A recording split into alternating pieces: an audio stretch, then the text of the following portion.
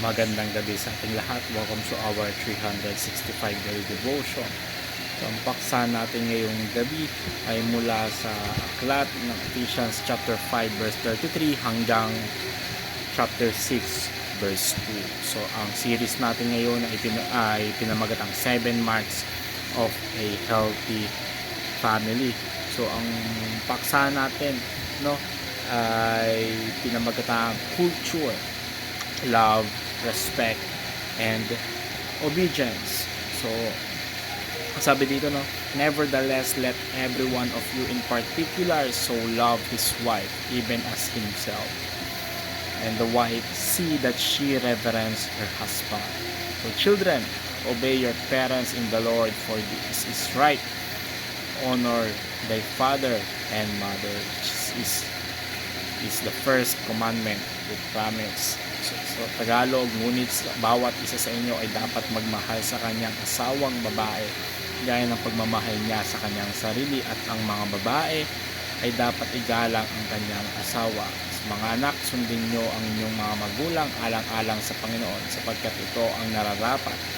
Igalang mo ang inyong ama at ina. Ito ang unang utos na may kalakip na pangako. The Apostle Paul's letter to the Ephesians offer profound insights into Christian living, particularly in the realm of family life. So Ephesians chapter 5 verse 33 to chapter 6 verse 2, Paul outlines the roles and responsibilities of family members within the Christian household. So he emphasizes the importance of love, respect, and obedience, which are foundational and for cultivating a godly family culture. This passage is a timeless guide for families seeking to honor God through their relationships and interactions with one another. So in the broader context of Ephesians chapter 5 and 6, Paul discusses the principles of submission and love that apply to all Christians. But here, he focuses specifically on the family unit. He begins by addressing husbands and wives, highlighting the need for mutual love and respect, and returns his attentions to children, urging them to obey and honor their parents. So this passage reveals God's designs for the family and underscores the importance of each member fulfilling God-given roles. So, unang katuruan natin dito, God is the designer of godly family. So, at the core of a healthy family is the understanding that God is its designer. He created the family as the foundational unit of society and provide a blueprint for how it should function. So Ephesians chapter 5 verse 33 to chapter 6 verse 2 highlights the roles of husbands, wives, and children. So within this structure, husbands are called to love their wives as they love themselves. Wives are to respect their husbands, and children are to obey and honor their parents. So this design is not arbitrary. It reflects God's character and His desire for harmony within the family. So when each member of the family fulfills their role, the family unit operates as God intended, bringing glory to Him and fostering an environment where love, respect, and obedience can flourish.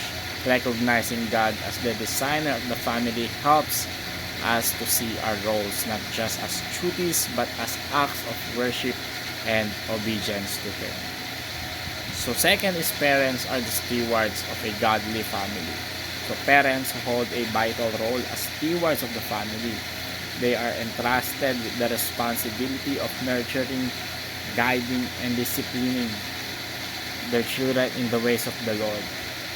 Ephesians chapter 6 verse 4, though not directly included in the primary scripture, extends this responsibility further by instructing fathers not to provoke their children to wrath, but to bring them up in the nurture and admonition of the Lord.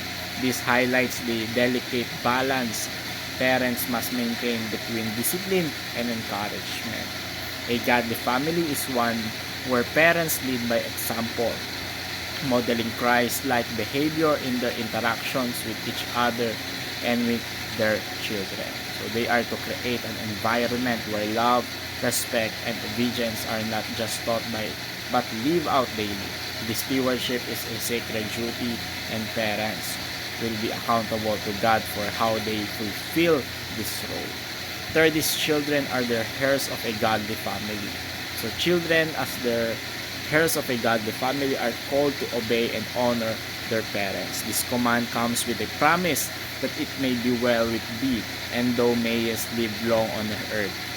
Obedience and honor are not merely actions but attitudes that reflect a child's respect for their parents and ultimately for God. So as heirs, children inherit not only the material possessions of the family but also its values, faith, and legacy. Parents must therefore be intentional in passing down their faith and ensuring that their children understand the importance of obedience and honor. So when children learn to respect authority within the family, they are better equipped to respect authority in other areas of life, including their relationship with God.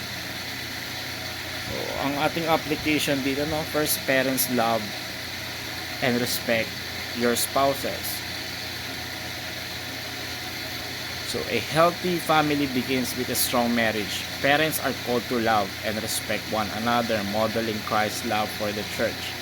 This mutual love and respect set the tone for the entire family, creating a safe and stable environment for children to thrive. Second is children obey and honor your parents. So children are called to obey and honor their parents as an act of obedience to God. This commandment comes with a promise of blessing. When children respect their parents, they contribute to the wealth and harmony of the family.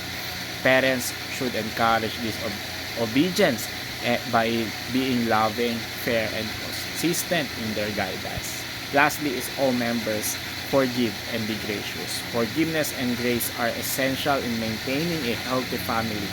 No family is perfect and mistakes will be made. However, when family members are quick to forgive and extend grace, they create an environment where love can flourish.